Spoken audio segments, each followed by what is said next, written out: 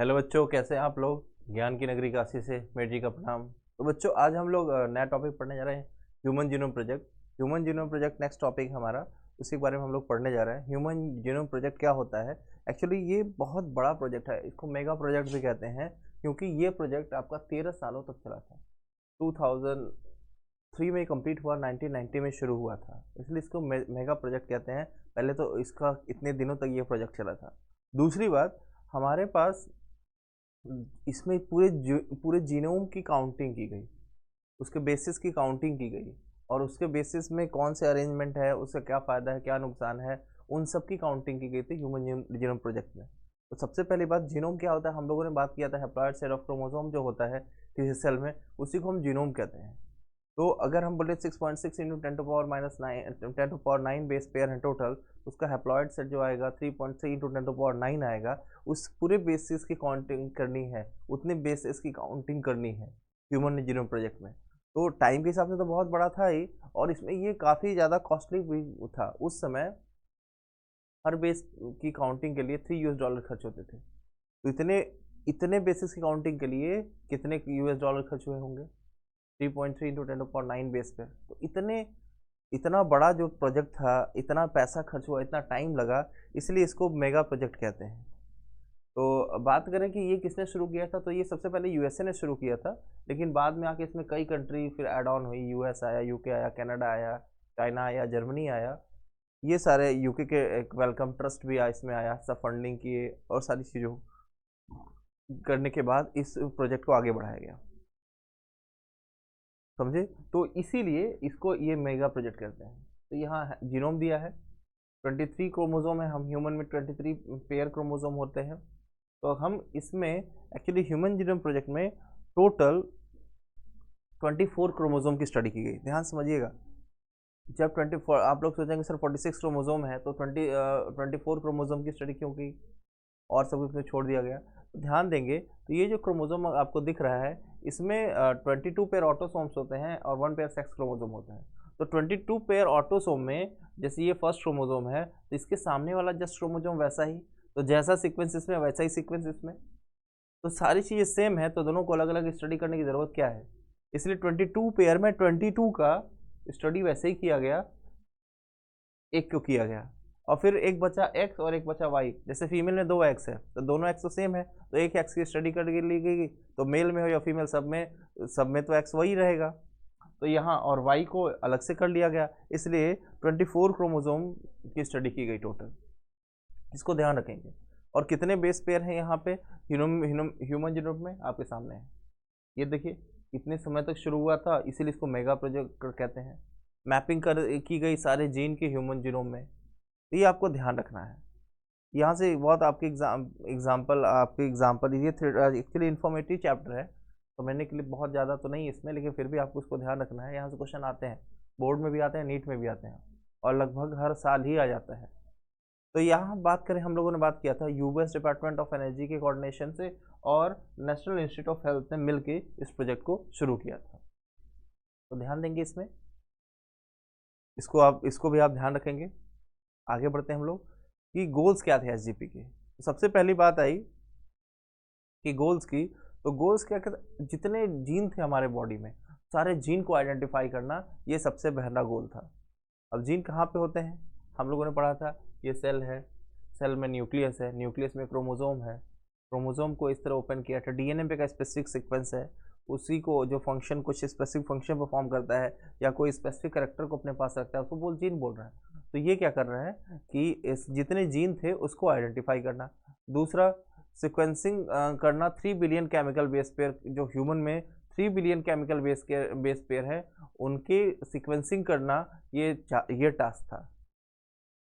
Chemical study करना कि उनका कंपोजिशन कैसे कैसे बना है, काम कैसे करता है, इन सारी चीज़ों की स्टडी करनी थी ह्यूमन जीनोम प्रोजेक्ट में। फिर उसके बाद अगर नेक्स्ट गोल की बात करें, तो इसमें स्टोर करना है, और ये हम लोग इससे स्टडी ही नहीं करेंगे। अब इसमें ये जो बेसिस आपको दिख रहे हैं, इन बेसिस को डेटा के फॉर्म में स्टोर करना। पहली काम क्या थी, सारे जीन को स्टडी करना है, आइडेंटिफाई करना है, और दूसरा क्या है, सीक्वेंसिंग करना, 3 बिलियन बेस पेयर की स्टडी सीक्वेंसिंग करना। फिर उसके बाद अगर हम बात करें स्टोर इंफॉर्मेशन को स्टोर करना किस फॉर्म में, डेटाबेस के फॉर्म में। ये 2-3 मेजर गोल हैं, और भी आगे गोल हैं। इसमें इम्प्रूव और क्या करना है, टूल इम्प्रूव करना है डेटा एनालिसिस के लिए। अब जैसे स्टोर करेंगे डेटा, फिर सर्च करना हुआ कोई डेटा, फिर डेटा ट्रांसफ़र करना हुआ, डेटा को कहाँ कैसे अलाइन करना है, उन सारी चीज़ों के लिए भी टूल्स तो चाहिए। तो इसी प्रोजेक्ट में उन सारे टूल को भी इंक्लूड किया गया, जो कि मतलब बनाया गया, जो कि इसके लिए ज़रूरी है। नेक्स्ट बात करें, इस जो टेक्नोलॉजी में इंफॉर्मेशन मिल रही है उसको अदर सेक्टर में ट्रांसफ़र करना। जैसे मान लीजिए हमारे इंसुलिन बनाने वाले जीन की सीक्वेंसिंग हो गई, इंसुलिन का जीन कैसे बना है, क्या कर रहा है, कैसे काम नहीं कर रहा है, उसके में क्या गड़बड़ी आती है तो डायबिटीज़ होने के चांसेस हैं, ये सारी चीज़ों की इन्फॉर्मेशन को ट्रांसफ़र करना है हेल्थ सेक्टर में। अब जैसे मान लीजिए किसी भी अदर ऑर्गेनिज्म के जीन की स्टडी की गई, हमारे जीन की स्टडी की गई, उसमें क्या सिमिलरिटी है, क्या हम लोग मॉडिफाई कर सकते हैं कि हम बहुत सारे डिजीज से बचा जा सके और फ्यूचर में उस डिजीज़ को हटाया जा सके। इन सारी चीज़ों के बारे में जो डेटा है उसको टेक्नोलॉजी के रूप में ट्रांसफ़र करना डिफरेंट सेक्टर में, रिक्वायर्ड सेक्टर में जहाँ इसकी ज़रूरत होती है। फिर उसके बाद अगर हम बात करें, यहाँ पे इसको ध्यान रखना है, इन सारी चीज़ों में करते हुए एक चीज़ का ध्यान रखना है, इसमें एथिकल, लीगल, सोशल इशू जो होते हैं, जो इस पे इसका ध्यान में रखते हुए सारा काम करना है, किसी के एथिक्स को नुकसान न पहुंचे। जैसे बोलता किसी स्पेसिफिक कम्युनिटी में सिर्फ स्पेसिफिक जीन पाया गया, वो इसमें नहीं पाएगा, तो एथिकल इसी को न ठेस पहुंचे।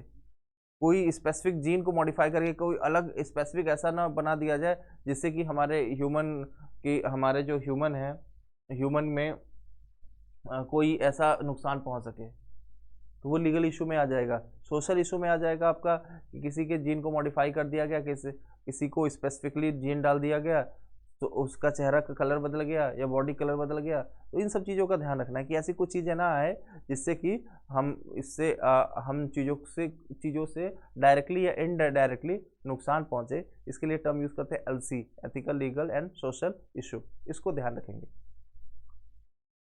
ठीक है। तो सबसे बड़ी बात आती है कि आखिर ये किया क्या, कैसे किया गया, इसकी मेथोडोलॉजीज क्या थी।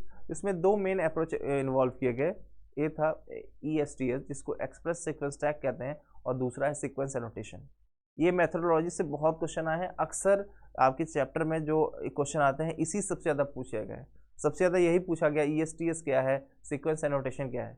ESTS का मतलब एक्सप्रेस सीक्वेंस टैग, ठीक है। तो इसमें सबसे बड़ी बात क्या आती है, जितने ये हमारा डीएनए है, डीएनए का आप लोग को पता होता है कि हम लोग के डीएनए में एंट्रॉन और एक्सॉन दोनों होते हैं। एंट्रॉन जो होता है इंटरप्रेट कोडॉन होता है, जिसका कोई स्पेसिफिक फंक्शन नहीं है। एक्सॉन जो होता है वही फंक्शनल होता है। तो इन सारे को एक सीक्वेंस नहीं करना है, सिर्फ एक्सॉन जो फंक्शनल पार्ट है उसकी सीक्वेंसिंग करना, ये क्या कहलाता है, ESTS, एक्सप्रेस सीक्वेंस है। जो एक्सप्रेस हो रहा है उसकी सीक्वेंसिंग करना और उसकी टैगिंग करना, एक्सप्रेस सीक्वेंस टैग। जैसे एक्सॉन है, इसको यहाँ से कट करके निकाला गया, कट करके निकाल के इसको जोड़ दिया गया, तो ये हमारा क्या बन गया, एक एक्सप्रेस करने वाला सीक्वेंस बन गया ये पूरा। तो आप लोग यहाँ देख रहे हैं जीनोमिक डीएनए, यहाँ cDNA है। तो cDNA को यूज़ हमेशा इसलिए किया जाता है, इस डीएनए से हम cDNA बना लिए तो स्प्लाइसिंग का झंझट खत्म हो गया। एक्सॉन निकाले, एक्सॉन से cDNA बनाए। cDNA कैसे बनाते हैं, डीएनए से mRNA बनते हैं, mRNA से प्रोटीन बनता है। तो डीएनए से mRNA बनना ट्रांसक्रिप्शन कहलाता है। अगर mRNA से डीएनए बना दें तो रिवर्स ट्रांसक्रिप्शन होता है। लेकिन जब भी mRNA से डीएनए बनाते हैं उसको हम cDNA बोलते हैं, उसको हम कॉम्प्लीमेंट्री डीएनए कहते हैं। कॉम्प्लीमेंट्री डीएनए बनाना यही क्या होता है, ESTS, ये होता है हमारा, ये इस प्रोसेस से बनाया गया। तो बात आती है कॉम्प्लीमेंट्री डीएनए या रिवर्स ट्रांसक्रिप्शन से डीएनए बनाते क्यों हैं, क्योंकि इससे स्प्लाइसिंग से बचा जा सके। जैसे हम अपना डीएनए इंसुलिन का उठा के किसी बैक्टीरिया में डाल दिए, तो क्या वो इंसुलिन बनाएगा, नहीं बनाएगा। क्यों नहीं बनाएगा, क्योंकि हमारे डीएनए में इंट्रॉन भी है और बैक्टीरिया में स्प्लाइसिंग होती नहीं है। जब बैक्टीरिया में स्प्लाइसिंग नहीं होती है तो बैक्टीरिया में इंट्रॉन कैसे, जीन कैसे एक्सप्रेस होगा। इसलिए हम क्या करेंगे, अपने डीएनए को निकालेंगे, डीएनए का पहले स्प्लाइसिंग कराएंगे, डीएनए के स्प्लाइसिंग करा के मतलब आरएनए बना के स्प्लाइसिंग करा दिए, मैच्योर आरएनए बना दिए। अब उस मैच्योर आरएनए का cDNA बनाएंगे, कॉम्प्लीमेंट्री डीएनए बनाएंगे रिवर्स ट्रांसक्रिप्शन से। अब उस रिवर्स ट्रांसक्रिप्शन से जो डीएनए बनेगा उसको उठा के बैक्टीरिया में डाल देंगे। अब ऐसा कर देने से क्या हुआ, कि अब डीएनए तो गया है लेकिन इंट्रॉन नहीं है उसमें। अब इंट्रॉन नहीं है तो स्प्लाइसिंग की जरूरत नहीं है। तो जब भी हम लोग सी डीएनए बनाते हैं इंट्रॉन्स मतलब को हटाने के लिए या मतलब स्प्लाइसिंग से बचने के लिए, तो यहाँ भी डीएनए से सी डीएनए बनाया गया, सी डीएनए बना के इनको जोड़ा गया है, क्योंकि डीएनए से आरएनए बनाया गया, आरएनए से आरएनए को स्प्लाइसिंग कर लिया गया, स्प्लाइसिंग करने के बाद उस आरएनए से डीएनए बनाया गया, तो ये सी डीएनए है। तो सी डीएनए का मतलब ध्यान रखेंगे, इसी को बोलते हैं क्या, ईएसटीएस, यार सारे सारे एक्सॉन वाले पोर्शन है। ठीक है, तो वही बताया गया, जितने एक्सप्रेस होते हैं आरएनए के फॉर्म में उसी को सीक्वेंसिंग करना, ईएसटीएस। सीक्वेंस एनोटेशन क्या है? सीक्वेंस एनोटेशन का मतलब क्या हुआ, ये आपका आर डी जो फंक्शनल हो या नॉन फंक्शनल हो, मतलब एक्सॉन हो या इंट्रॉन हो, सबकी सीक्वेंसिंग कर लेना, उसको हम क्या करते हैं, हम क्या बोलते हैं, उसको बोलते हैं सीक्वेंस एनोटेशन। जैसे देखिए इस डीएनए में ये एक्सॉन है, एक्सॉन एक्सॉन है, सबकी सीक्वेंसिंग कर लिए, इंट्रॉन की सीक्वेंसिंग कर लिए। आप लोग को पता होता है आर डीएनए में प्रोमोटर रीजन होता है, टर्मिनेटर रीजन होता है, और जब ट्रांसलेशन करवाते हैं तो यूटीआर भी होता है, अनट्रांसलेटेड रीजन। तो उन सबकी सीक्वेंसिंग कर लेना, रेगुलेटरी सीक्वेंस सबकी स्टडी कर ले, डीएनए उठाए सबकी सीक्वेंसिंग कर लिए, तो सीक्वेंस एनोटेशन। ये दोनों ध्यान रखिएगा, बहुत इंपॉर्टेंट है, अक्सर आपके एग्जाम में पूछा जाता है। तो sequencing of whole set of genome containing the all the encoding and non coding sequences and the latter assigning in different region. Assign करना डिफरेंट रीजन में सीक्वेंस के साथ, उसको क्या बोलते हैं हम लोग, सीक्वेंस एनोटेशन कहते हैं। तो ध्यान रखेंगे आप लोग इसको भी। आगे देखिए, अब क्या करते हैं, कैसे करते हैं इसको देखिएगा। पहले डीएनए को आइसोलेट करते हैं किसी भी सेल से, उसको रैंडम फ्रैगमेंट में कट कर देते हैं।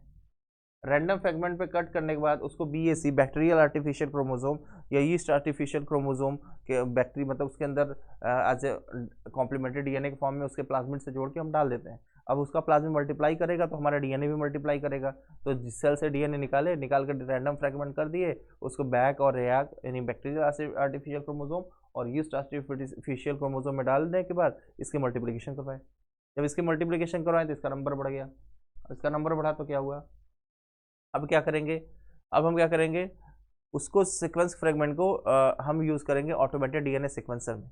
ऑटोमेटेड डीएनए सीक्वेंसर मशीन क्या होता है, ये फेडरिक सेंगर नाम के साइंटिस्ट थे, उन्होंने इस मशीन को बनाया था।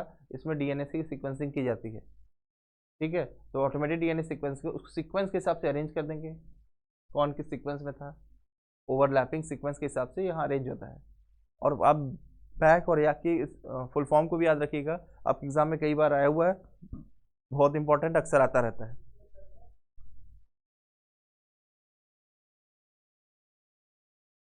ठीक है, अलाइनमेंट होगा सीक्वेंस का कंप्यूटर प्रोग्राम का यूज़ करते हुए। देखिए अलाइनमेंट हो गया, ये हमारा काम हो गया है। इस तरह से हम क्या किए, इस प्रोसीजर से क्रोमोसोम को अलाइन कर लिए, मतलब बेसिस को अलाइन कर लिए हैं। आगे हम लोग बढ़ते हैं, इसी को देखिए जरा, आपके एनसीईआरटी में सेल निकाले, सेल से डीएनए निकाले, डीएनए को मशीन में डाल के इसको फ्रेगमेंट कट करके इसमें डाल के सीक्वेंसिंग कर लिए। वही चीज़ को यहाँ पे देखिए जरा, सेल निकाले, डीएनए निकाले, डीएनए को क्या करिए फ्रेगमेंट पे कट कर दिए, 100 मिलियन फ्रेगमेंट हो गए। अब इसको इसकी मशीन में डाल दिए, अलाइनमेंट करके फ्रेगमेंट के अकॉर्डिंग मशीन में डाल दिए, और कंसेप्चुअल एनालिसिस करके डेटा एनालाइज करके स्टोर कर लिए।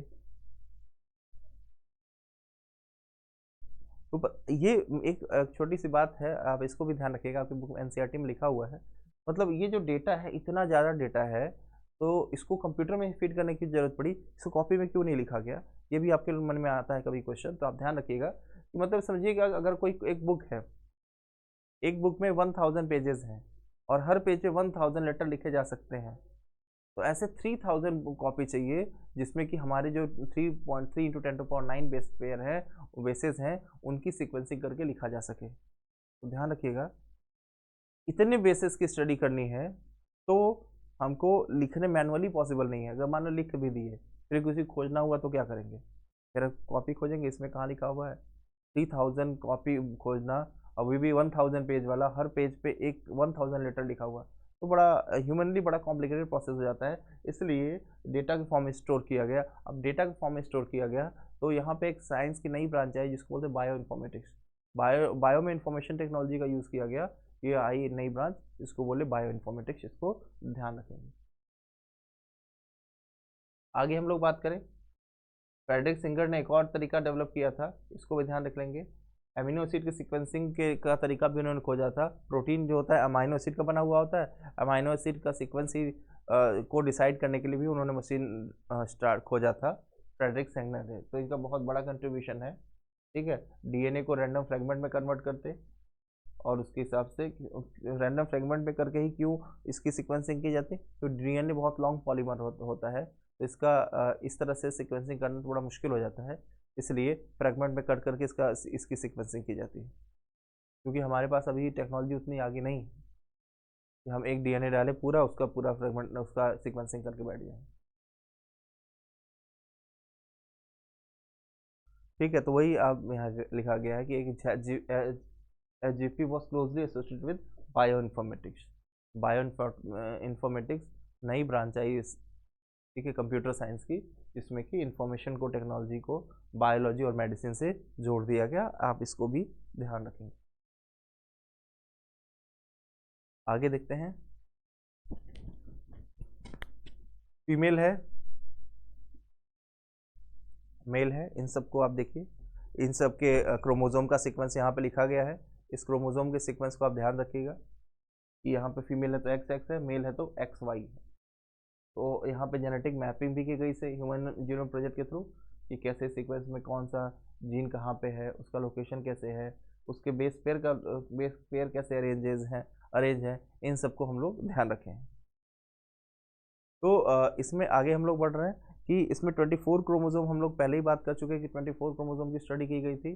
उसके अलावा जो इसकी जो 2003 में ये इसकी सीक्वेंसिंग कंप्लीट हुई थी, 1990 में शुरू होकर 2003 में कंप्लीट हुई थी। लेकिन लास्ट क्रोमोसोम, ठीक है, लास्ट सीक्वेंस एक क्रोमोसोम था, क्रोमोसोम फर्स्ट की स्टडी 2006 में जाकर कंप्लीट हुई। क्योंकि आप देखेंगे इस जेनेटिक मैप में, तो आपको जो फर्स्ट क्रोमोसोम है उसका साइज कंपेरेटिवली थोड़ा बड़ा है, थोड़ा बड़ा होने से फिर भी इसमें टाइम लग गया। तो क्रोमोसोम फर्स्ट की स्टडी 2006 में जाकर कंप्लीट हुआ था, इसको आप ध्यान रखेंगे।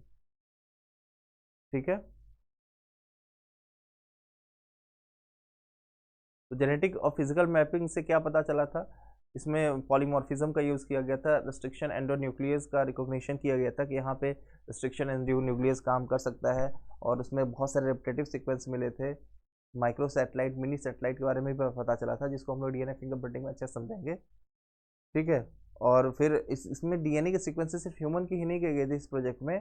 इसमें क्या हुआ था कि कुछ बैक्टीरिया, ईस्ट, और हम एक free living non pathogenic nematode था, सेनेरो हेर्बेटिस एलेगेंस को, उसकी स्टडी की गई, उसके जीनोम की स्टडी की गई, ड्रोसोफिला की स्टडी की गई, और प्लांट में भी, कुछ प्लांट के भी जीनोम की स्टडी की गई। उस प्लांट का नाम है राइस है, और एक अरेबिडोप्सिस प्लांट है, उसका भी स्टडी किया गया। तो ध्यान रखेंगे इसका हमारे लाइफ में क्या यूज़ है, इसके जीन से हम अपना क्या फ़ायदा ले सकते हैं, इन सब के लिए हम लोग स्टडी किए थे इन सब ऑर्गेनिज्म की।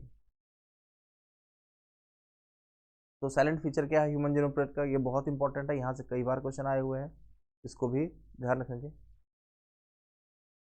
तो ह्यूमन जीनोम प्रोजेक्ट में 3146.7 मिलियन न्यूक्लियोटाइड्स हैं, न्यूक्लियोटाइड बेसेज हैं, न्यूक्लियोटाइड हैं, ध्यान रखेंगे, ये बहुत इंपॉर्टेंट है। ये डेटा आ चुका है आपके एग्जाम में और आता रहता है।